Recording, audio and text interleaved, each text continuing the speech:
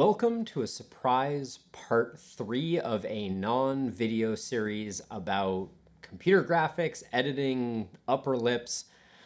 I don't even know anymore, but in the first video, we created a mess and had to fix it. In the second video, we talked about fixing it. And now in this video, we're going to talk about the implication. The implication. So let's do it.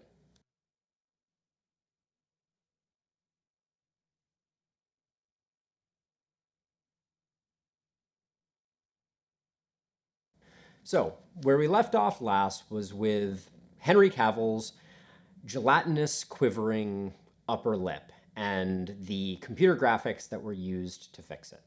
The piece of the story that we didn't talk about, though, was the advances that have happened in technology since 2017 that are particularly relevant.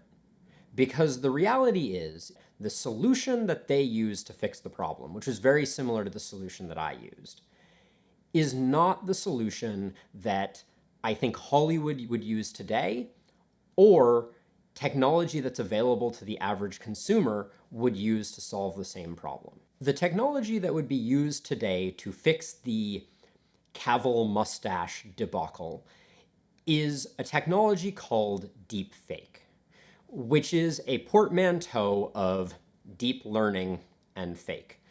I'm going to go out on a limb and say not the best portmanteau I've ever heard.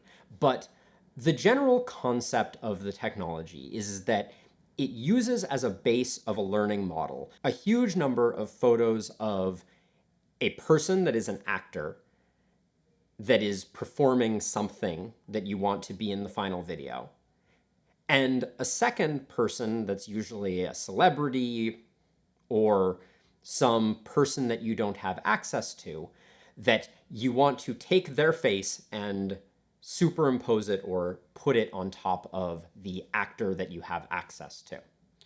And it does this by taking all of those different photos and compositing and building a model of both faces, and then doing some interesting kind of fusion to determine the similarities and where things need to change in order to ultimately transform this random actor's face into the actor or celebrity or person that you don't have access to create a convincing video. This is a technology that is relatively new, and interestingly, people have already demonstrated how deepfake could have been used to do a much more convincing job of creating a mustacheless Man of Steel. In this case, very interestingly, using Henry Cavill as both the actor you have access to and an older version of him without a mustache as the database of images that you use to recreate a different face on top of him. The reason this technology has been top of mind for me for a couple of weeks was a series of videos that were released that were some person deepfaking themselves as Tom Cruise. I'll show that up somewhere, but they are staggeringly realistic. Like, I was blown away when I saw these two videos, and immediately my mind started churning about the implications of this type of technology being in the hands of your average Joe. Before we get to the implications, though, I think it's worth taking a moment just to understand the technology. Basically, what this technology allows is any person with access to sufficient computing resources, and my understanding is that this doesn't require like data center level processing. It can just be pretty slow, but can be done on your average home computer. And then a large amount of training images of the person that you want to deepfake and a person that you have video of doing something that you want to deepfake that person into, right? So in the case of the Tom Cruise example that we're talking about here, you have some actor, maybe that actor looks a bit like Tom Cruise just to make things easier and more convincing, although I actually don't think that's super a requirement. And then you need a huge number of photos of Tom Cruise from different angles and different lighting, etc., which is really easy to come by when you think about Tom Cruise, who's been in probably hundreds of movies at this point. There's a incredible amount of training data available.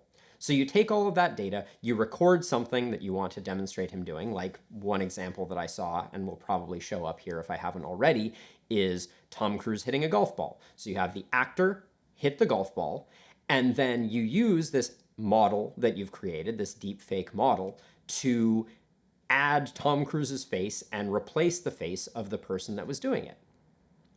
And the results are, to my eye, indistinguishable from reality. If you showed me that video, I would have assumed it was actually Tom Cruise. And that's generally a little terrifying. If we go back to some of the things that we've talked about, I think it was in my video on worthiness, I think as humans, we have a really hard time believing things that we can't see, right? In that video, we were talking about the inability to see value that others see in us if we can't see that value ourselves. But the inverse is also true, which is to say, when we see something, the strength of seeing it is incredibly convincing to our minds, right? Seeing is believing. And deepfake technology is incredibly complicating to that paradigm, right? Never before has seeing something with your own eyes been so misleading. And I think that that is a very tricky thing that we as a global society who has new technology are going to need to deal with. Unsurprisingly, deepfake technology is not completely nascent. It's already out there. Like if you're finding videos on TikTok of Tom Cruise being deepfaked, the reality is that the technology is out there. It got its foothold, like so many things do, in the adult entertainment sector. It's also been used in documented fashion for misleading political propaganda, for blackmail, for art, for movies, for social media, and then also for something called sock puppeting that, thank you Wikipedia for letting me know what it is, but apparently it is using this same or similar technology to create a completely fake person that is, in all estimations, real enough that it can take a picture of itself or, create itself in environments where it appears to be real. It is my assumption that sock puppeting is something that in the future we might see used quite effectively for astroturfing, where you don't want to have a actual person planting those seeds, but instead you want to have a fake person that is believable and fits into that community. But anyways, thus far, most of the examples that we have of deepfake technology being used, with the exception of maybe arts and movies, are a little nefarious.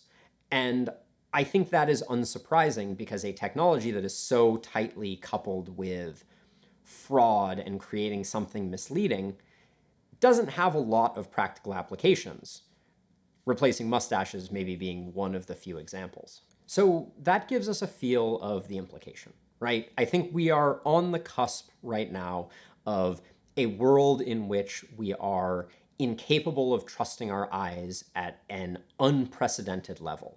The things that we see, the political speeches that are potentially put out on social media, could potentially be completely fabricated. We might see videos of a political leader being essentially assassinated in the public eye for saying something that they never really said, but instead were deep faked into saying. And this has huge, huge ramifications. And I think that the thing that is at the heart of how this technology will be reined in and protected is through the countermeasures that we create to address it. First and foremost, the ability to identify a deep fake needs to become as democratized as the ability to create one.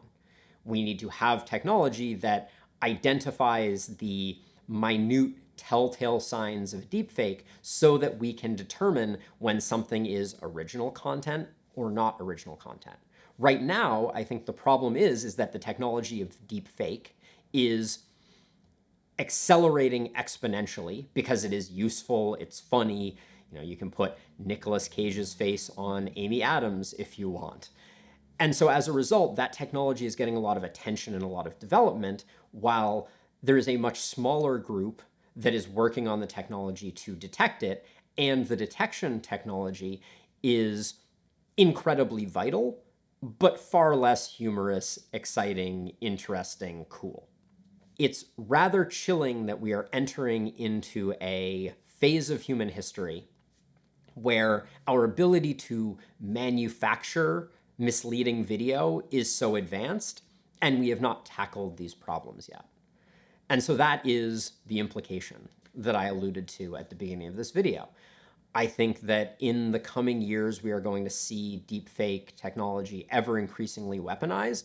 And so we have to be incredibly vigilant about watching out for things that seem too aligned to our ideology. You know, too many smoking guns can be an indication that maybe we are being misled. And we need to start investing as a society more in the technologies that will help us to counter and prevent. But anyways, I just thought that this was an interesting topic to talk about in light of the fact that we spent last video editing my upper lip and the video before that having a zit. So that's about it for this one. I hope you have a wonderful rest of your day, and I'll catch you in the next one. Bye.